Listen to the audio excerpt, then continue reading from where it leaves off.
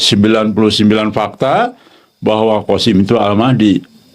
Pertanyaannya, nikmat fakta mana lagi yang mau kita dustakan? Baik, tentu ini harus berkali-kali, mungkin bisa jadi 10 seri ya.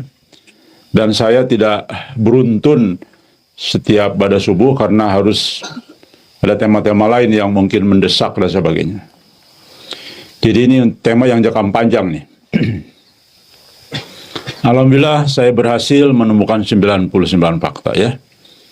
Sekali lagi, angka yang sangat besar, yang tidak gampang dicari, dan alhamdulillah Allah memberikan hidayah kepada saya untuk menemukan fakta-fakta ini.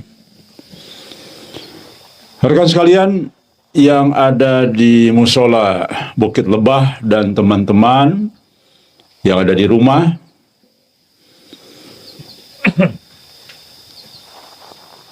sesungguhnya sudah sangat jelas ya bagi kita umat muslim yang masih beriman. Jadi kalau tidak yakin dengan dua hal ini berarti bukan orang beriman. Belum tentu setiap muslim orang yang beriman. Pertama, sudah sangat jelas, ini sangat amat update apa yang Nabi sampaikan bahwa Al-Mahdi itu sudah diutus dengan banyaknya gempa-gempa. Ini saya mungkin sudah 100 kali lebih bicara ya. Tapi semua budak, semua tidak mau dengar. Karena yang munculnya sosok Al-Mahdi mirip-mirip bintang film Bollywood, sehingga orang tidak mau tahu tentang hadis ini. Padahal seharusnya tokoh agama dengan fenomena gempa yang tidak biasa dan baru pertama kali terjadi sejak bumi ini lahir, gempa yang terus-menerus tiap detik terjadi di seluruh dunia. Karena hadis itu kan menyakup dunia, bukan hanya Indonesia saja. Di Indonesia saja sudah hampir 2 hari, 3 hari sekali, bahkan 1 hari sekali kadang-kadang. Ini memang manusia itu keras kepala. Semua sejarah mengatakan namanya manusia, bahkan alul kitab keras kepala. Termasuk ulama-ulama yang disebut sekarang ini ulama. Ya, kiai, ustadz, keras kepala semua. Padahal jelas hadisnya tanda bahwa Al-Mahdi diutus itu adalah gempa-gempa dan perselisihan manusia. Baik, silakan, perselisihan manusia sudah terjadi antar negara, antar provinsi, antar kota juga, antar gang, antar kampung, antar keluarga, tetangga, suami istri.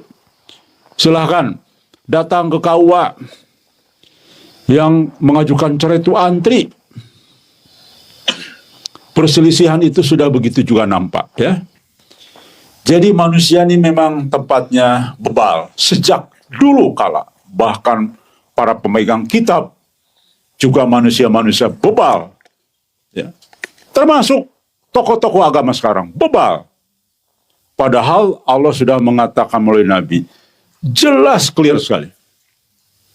Kemudian yang kedua, banyak disuarakan ini sama ustaz-ustaz sekarang, sama syekh-syekh, sama kiai-kiai lah, sama Gus, apapun namanya, Maulana atau apapun, bahwa Mujadid akan lahir 100 tahun sekali dan sesuai hadis Nabi.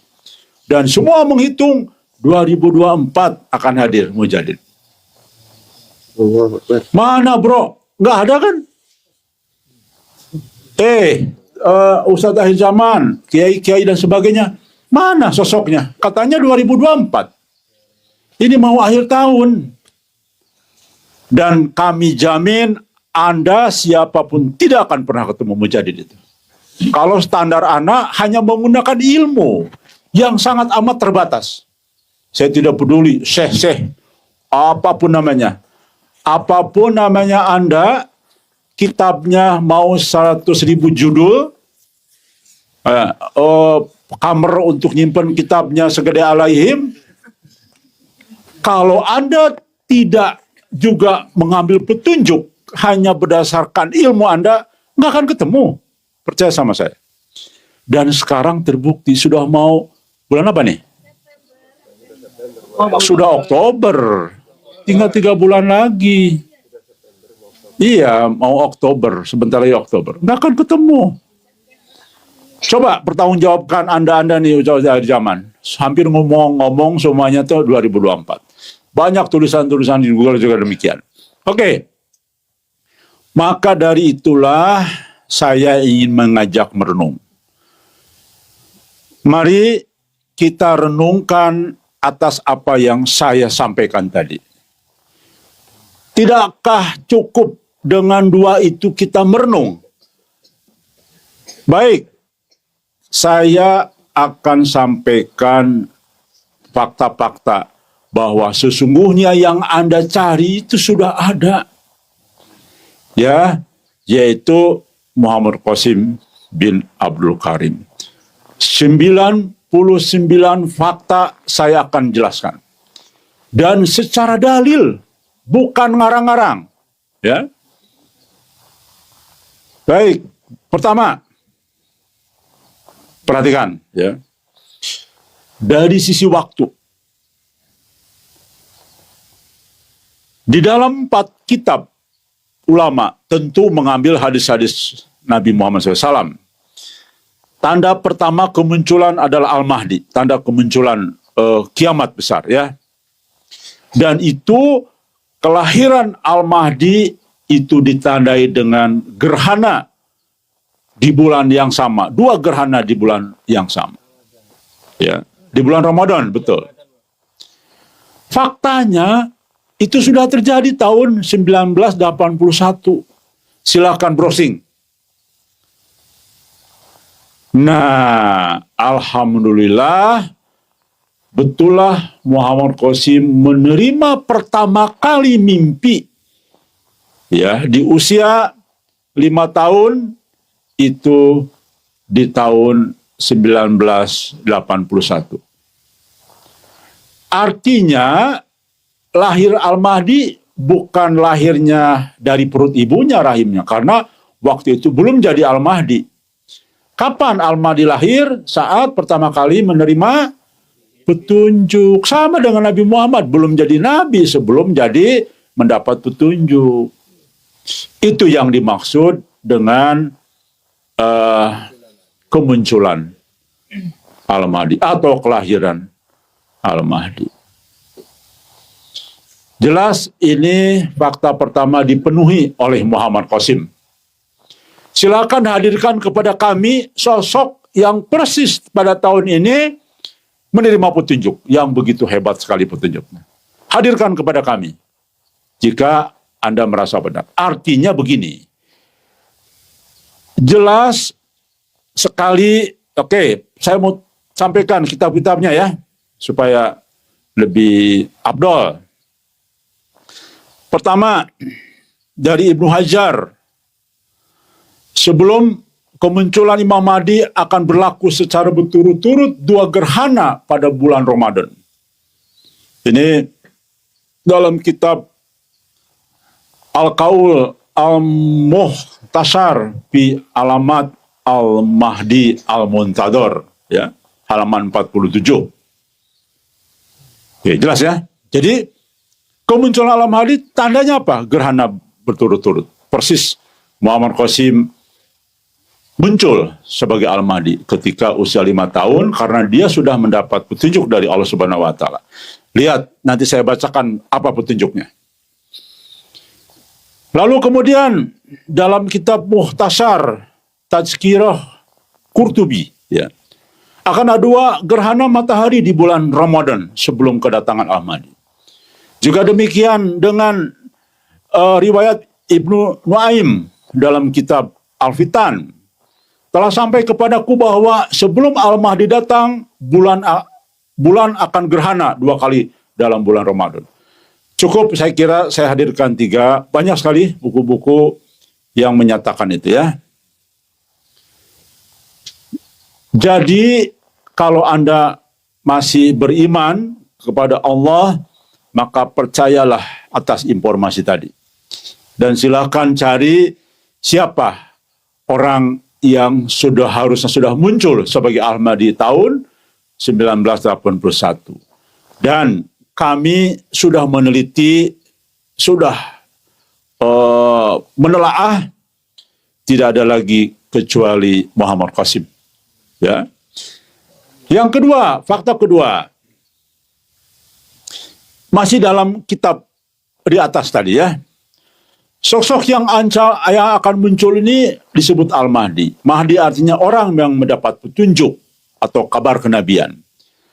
Petunjuk kabar kenabian pasti setelah Nabi Muhammad SAW. Nabi mengatakan, tidak ada lagi petunjuk setelah aku wafat kecuali dalam bentuk mimpi. Jelas fakta kedua ini artinya Al-Mahdi petunjuknya pasti dan pasti dan pasti dalam bentuk mimpi. Dan ini berkesesuaian dengan orang-orang yang dapat petunjuk dari dulu. Baik itu Rasul maupun Nabi. Banyak dalam bentuk mimpi. Baik. Rekan sekalian. Ini, ayo dong. Ya, dengan dua ini, kita mulai berpikir lagi lebih mendalam. Jadi silahkan cari, sampai hari ini orang-orang yang bermimpi, karena pasti petunjuknya dalam bentuk mimpi.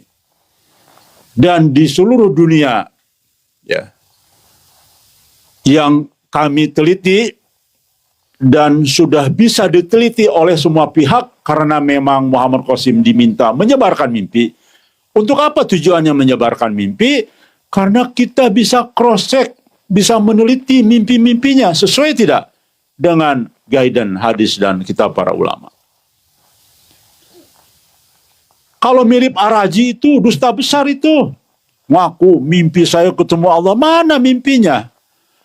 Kenapa? Karena Al-Mahdi itu petunjuknya pasti milik umat.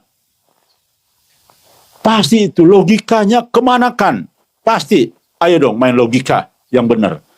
Al-Mahdi itu milik umat. Petunjuknya pasti milik umat. Bukan milik pribadi yang tidak sebar-sebar.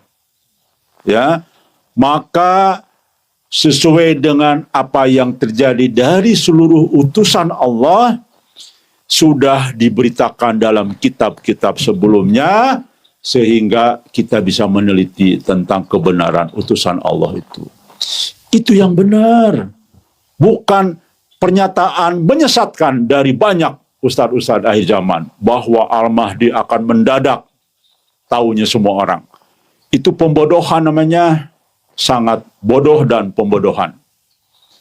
Karena seluruh utusan Allah itu sudah diceritakan dalam kitab-kitab sebelumnya, sehingga manusia harus berpikir, harus mencerna dan sebagainya. Jelas dari sini fakta yang kedua, kita tahu bahwa Al-Mahdi itu harus wajib, dan memang begitulah Nabi mengatakan pasti dalam bentuk mimpi petunjuknya. Dan sesuai, tidak mungkin Anda ingkari. Karena jangan lupa, Al-Quran pun banyak dicatat menjadi kitab wahyu Allah dari mimpi. Itu fakta kedua. Jadi kalau ada orang yang mengaku Al-Mahdi, petunjuknya bukan dari mimpi, tentu mimpi yang benar dari Allah, bukan mimpi rukayah, ya, yang sudah diuji dan semuanya rungkad sebetulnya. Tidak bisa mempertanggungjawabkan isi mimpinya. Semuanya dusta. Tentu harus mimpi yang sesuai dengan kaidah-kaidah agama dan bisa diuji. Begitu ya. Baik. Saya kira jelas dua fakta itu. Fakta yang ketiga, ini sebetulnya banyak sekali yang bisa kita dalami, tapi sekali lagi karena 99, bayangkan ini bisa 10 kali kajian ini. Maka saya agak percepat saja ya.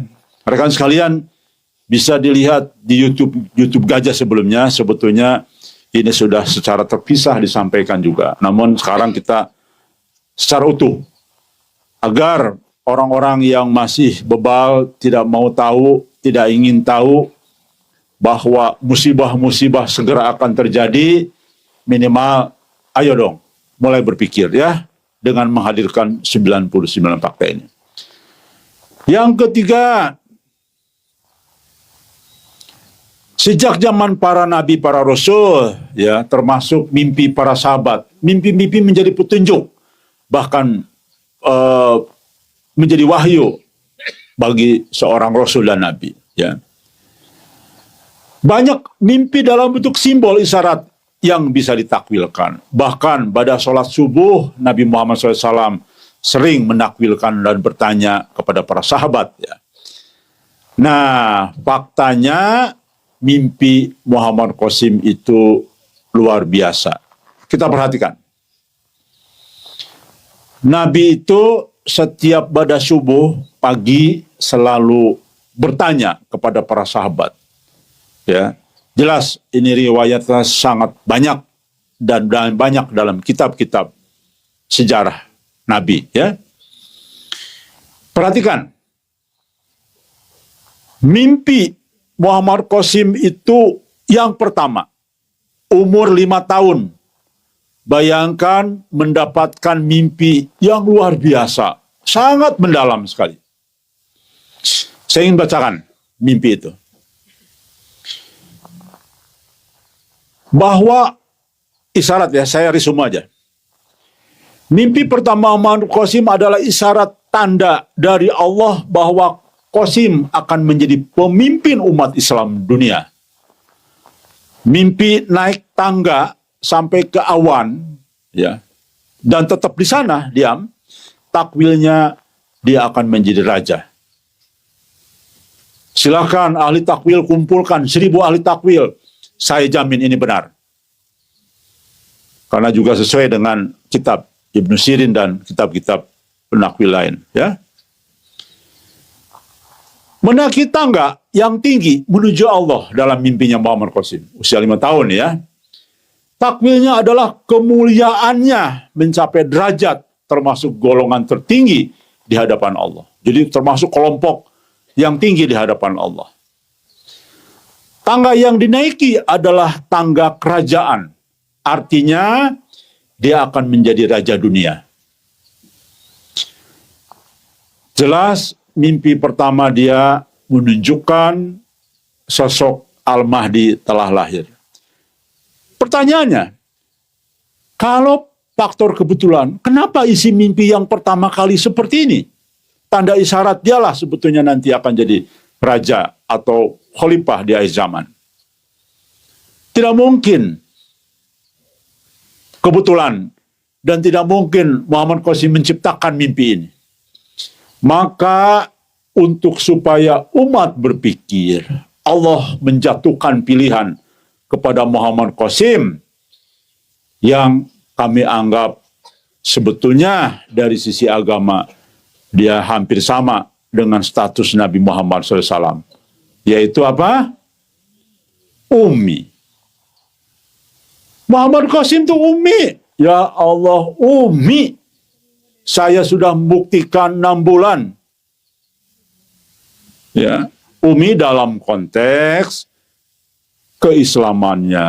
Ya, ummi dalam konteks dia tidak paham banyak hadis-hadis ternyata. Bahkan kadang-kadang masih melanggar syariat. Untuk Allah buktikan bahwa dia jujur, memang benar dia ummi. Makanya alhamdulillah saya jadi saksi pertama siapa itu Muhammad Qasim. Bayangkan, dia minum saja masih kadang-kadang pakai tangan kiri. Dia masih minum kadang-kadang sambil jalan pakai tangan kiri lagi. Ya. Mayoritas minumnya jarang air putih, minumnya Coca-Cola melulu, Coca-Cola terus. Ya. Banyak lagi. Sholatnya juga Senin Kemis, banyak sekali. Pokoknya dari sisi syariat, dia pusatnya pelanggaran. Jadi ummi ini. Nah, maka untuk membuktikan kepada umat, mustahil Qasim menciptakan mimpi yang luar biasa hebat mimpinya, tidak mungkin. Maka ini sesungguhnya sejalan dengan para rasul dan nabi sebelumnya. juga Umi, walaupun Uminya berbeda bentuk. Kalau Nabi, Uminya hampir sama juga sebetulnya. Tidak pernah baca kitab-kitab sebelumnya. Dan tidak bisa baca lagi. Ayo dong, para tokoh agama, aduh, Anda jangan keras kepala ini, karena Anda ilmu. Jangan, perhatikan ini semua. Saya ngomongnya sederhana, tapi nyelekit. Nyelekit ya? Nyelekit. Supaya bangun. Habis contoh lah anak-anak di sini. Anakku bangun. Ya, tambah tidur karena enak. Kayak lagu gitu. Tapi harus bangun. Nah, baru bangun. Ya kepada tokoh agama juga. Waduh, sudah 3 tahun saya lemah lembut. Saya udah 3-4 tahun kali. Sekarang aja saya mulai agak nyelekit ya. Kenapa? Karena nggak bangun-bangun. Semua gitu ya. Oke. Coba perhatikan fakta ketiga ini. Ayo dong, Muhammad Qasim itu mirip para utusan Allah yang lain, Umi. Muhammad pun sebagai nabi tidak pernah baca kitab sebelumnya. Muhammad Qasim begitu menunjukkan bahwa dia tidak baca Quran juga, tidak baca hadis juga. Ya. Tiba-tiba dikasih amanah nih. Berarti ini sebagai isyarat dari Allah. Itulah Qasim menerima petunjuk murni dari Allah melalui mimpi, ya. Bukan baca kitab. Kalau Al-Mahdi baca kitab itu, waduh, itu bercanda namanya. Berarti Al-Mahdi ini nanti satu kelompok lain belum tentu bisa menerima, ya. Karena kitab ini kan banyak sesuai dengan terbitnya, itu sesuai dengan paham masing-masing. Baik, padahal kita tahu Al-Mahdi itu akan bikin mazhab sendiri, mazhab Al-Mahdi. Dan hapus semua itu, mazhab-mazhab yang ada, kelompok-kelompok yang ada sekarang ini. Oke, baik. Fakta yang keempat. Sudah jelas Nabi mengatakan bahwa ternyata kabar kenabian itu masih ada. Setelah beliau wafat itu kabar kenabian loh. Bukan sekedar statusnya mimpi. Tapi mimpi yang statusnya adalah kabar kenabian. Jangan lupa. Mimpi di ujung akhir zaman, mimpi umat Islam yang benar adalah 46 kabar kenabian. Ya. Rekan sekalian, ini banyaklah. Dalam hadis-hadis 50 lebih. Saya tidak perlu bacakan. Sudah terlalu sering kita membacakan tentang hadis-hadis ini. Ya. Jadi tolong para tokoh-tokoh agama, umat Islam, ayo tolong membaca hadis-hadis akhir zaman yang kaitan dengan mimpi. Dan semua dikonekkan kepada tanda kiamat, mendekati kiamat. Artinya banyak tokoh agama yang saya temui. Tokoh agama di Solo, di mana, itu adalah tokoh agama. Termasuk Ujma ini. Bahwa mimpi itu hanya berlaku untuk para nabi, para sahabat. Berarti ini benar-benar mereka tidak pernah membaca hadis-hadis mimpi. Karena hadis mimpi itu selalu dikaitkan dengan menjelang kiamat. Ya. Dan di situ dijelaskan umat muslim, di situ dijelaskan umat mukmin. Berarti bukan para nabi yang menerima mimpi. Dan itu kalimat Nabi mengatakan setelah aku wafat. Masya Allah, masih juga belum ngeh. Berarti benar kata mimpi Muhammad Qasim. Para ulama, para tokoh agama tersihir Dajjal. Ya. Baik, jelas sekali kan? Fakta keempat ini bahwa kabar kenabian itu masih ada. Rekan sekalian, fakta kelima. Nabi Muhammad SAW menyatakan dalam hadisnya, agama ini, Islam maksudnya, akan tetap berdiri sampai 12 khalifah yang semuanya dari golongan Quraisy memerintah atas kalian Ini hadis sahih ya. Oke, banyak kitab kita yang menyampaikannya. Alhamdulillah, tepat sekali. Muhammad Qasim itu sudah saya cross check kepada orang tuanya, kepada berbagai pihak yang bisa kita temui. Betul, keluarga besar, khususnya bapaknya itu keturunan dari nenek moyang Bani Quraisy. Ya. Bahkan lebih sempit lagi ternyata cukup mengejutkan juga dari Bani Hashim ternyata ya, bapaknya itu. Coba fakta keempat ini sejalan dengan hadis ternyata, fakta kelima maaf ya. Ini sejalan dengan hadis Nabi Muhammad SAW bahwa Al-Mahdi itu berarti harus dari keturunan Bani Quraisy ya, Bani Hashim khususnya. Jelas sekali. Oke. Fakta keenam. Riwayat dari Abdullah bin Marwan menceritakan dari Al-Haytami bin Abdurrahman dari orang yang menceritakan kepada Ali bin Abi Thalib berkata, dia Al-Mahdi itu diutus antara umur 30 tahun sampai 40 tahun. Diutus ya. Baik. Rekan sekalian, alhamdulillah. Muhammad Qasim muncul pertama kali menyampaikan secara terbuka ya, sehingga orang tahu wajah Muhammad Qasim dan menceritakan terbuka mimpi-mimpinya di publik yang lebih luas. Itu persis umur dia 38 menjelang 38 lah kurang lebih. 38 mau masuk ke 39. Itu pertama kali Muhammad Qasim muncul di publik mukanya dan menyampaikan mubasyiratnya. Persis. Ayo dong, apalagi nikmat fakta yang engkau ingkari, ya. Teruskan, fakta ketujuh. Rekan sekalian, sudah sering juga kita sampaikan bahwa umur umat Islam itu tidak lebih dari 1.500 tahun. Ibnu Hajar mengatakan 1476 Hijriah umurnya.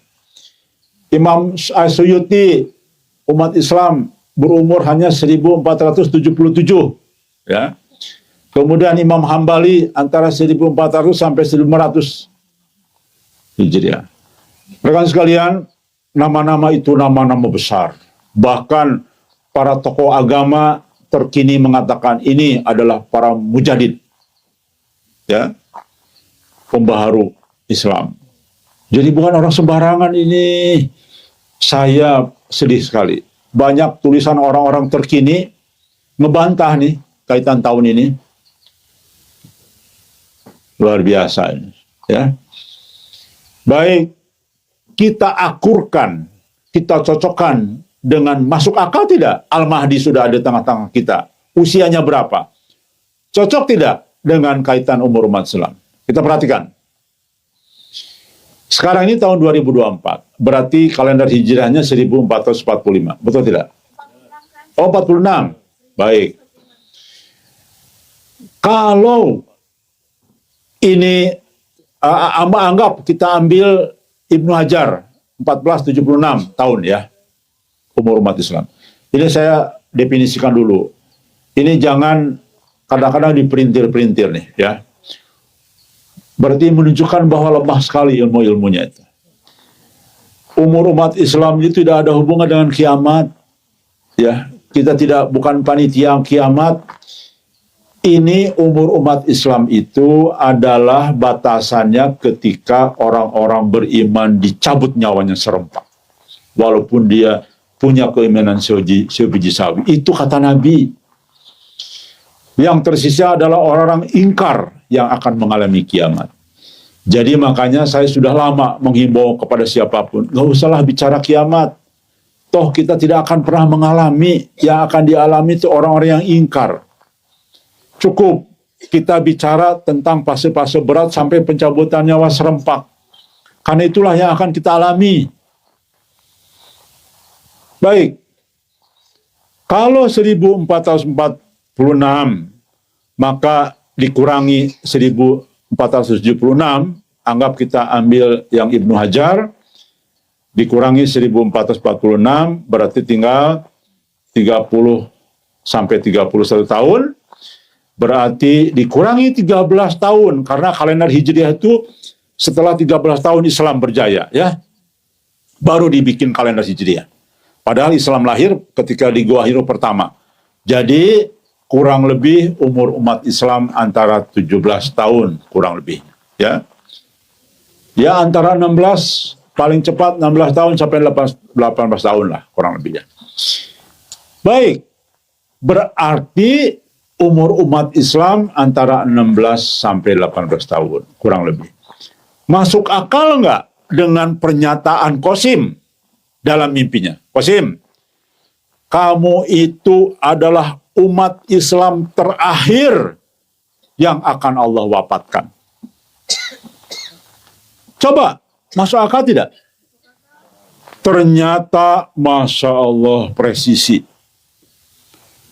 Perhatikan, kalau itu Qasim sekarang 49 tahun, umurnya sekarang, ya, ditambah kurang lebih tadi antara 16 sampai 18 tahun kurang lebihnya, ya. Berarti umur Qasim mendekati 70 tahun, antara 68, 69 sampai 67. Masuk akal, manusia umur seorang Qasim wajar, masih bisa bertahan. Ya. Artinya wajar Muhammad Qasim masih hidup sampai pencabutan nyawa serempak. Kalau Qasim misalkan umurnya sekarang sudah 70 tahun, lalu umur umat Islam kurang lebih 18 tahun lagi, tidak masuk akal. Sampai mendekati 90 tahun, bagaimana mungkin bisa berjuang, ya? Jadi artinya ada satu logika yang masuk akal ketika pencabutan nyawa serempak. Qasim masih wajar berpikir usia 67 tahun itu usia masih segar, usia masih bisa berjuang, dan itu usia matang sekali dari sisi umur psikologis umat. Ya. Saya pun merasakan, rekan sekalian, ya, bagaimana ketika anak-anak kita sampai usia 40 tahun remaja, ya sudah dewasa lah, sudah menikah, kadang-kadang terasa masih belum dewasa, ya. Dan saya pun merasakan kedewasaan itu di usia-usia 50 ke atas itu. Dan semakin dewasa dalam cara berpikir sudah mendekati 60 tahun. Perhatikan, jadi sangat masuk akal Muhammad Qasim masih hidup dan usianya wajar. Ini menunjukkan bahwa umur umat Islam sesuai dengan mimpinya Qasim. Qasim adalah umat terakhir dari Nabi Muhammad yang akan diwafatkan. Masuk akal, ya. Baik, fakta berikutnya, fakta yang ke-8.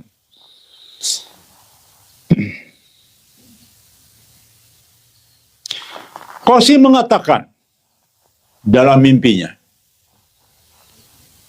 dan pasti orang tidak akan berani kalau sumbernya tidak benar. Mengira-ngira apa yang disampaikan itu tidak akan diterima oleh para tokoh agama atau alur kitab masa kini. Dalam mimpi Qasim, bahwa nanti tokoh-tokoh agama akan mengatakan Qasim gila, sesat, ya, dan berbagai pernyataan yang merendahkan. Bahkan terang-terangan ujma, nggak usah didengar deh mimpi Qasim, nggak usah diikutin, didengerin nggak apa-apa tapi nggak usah diikutin. Bayangkan, ya, berani-beraninya ujma yang ilmunya terbatas, ya, yang ternyata berbagai pernyataan soal Qasim di berbagai YouTube salah, banyak yang salah sekali, ya. Ternyata bukti benar. Sampai hari ini hampir tidak ada tokoh agama yang percaya, kecuali sedikit sekali. Mau tahu nggak? Ini sebetulnya sejalan dengan takdirnya seorang Al-Mahdi sesuai hadis.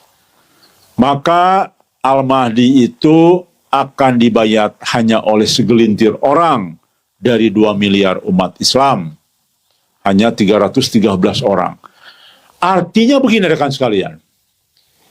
Jika mimpi Muhammad Qasim mengatakan akan ada ulama-ulama besar yang percaya, maka menurut saya justru akan bertentangan dengan takdir terakhir. Bahwa jika saja contohlah, katakanlah tokoh agama besar yang punya pengikutnya jutaan, puluhan juta atau belasan juta, maka ini bertentangan dengan fakta takdirnya dia akan dibayat oleh segelintir orang. Pasti, apalagi di zaman modern seperti ini, ketika satu tokoh percaya, kemudian tahu dalam mubasyirat atau tahu bahwa di tahun inilah Al-Mahdi akan dibayat, maka pasti para pengikutnya akan berbondong-bondong datang ke Mekah karena sudah yakin bahwa Al-Mahdi akan dibayat saat itu, pada tahun haji itu.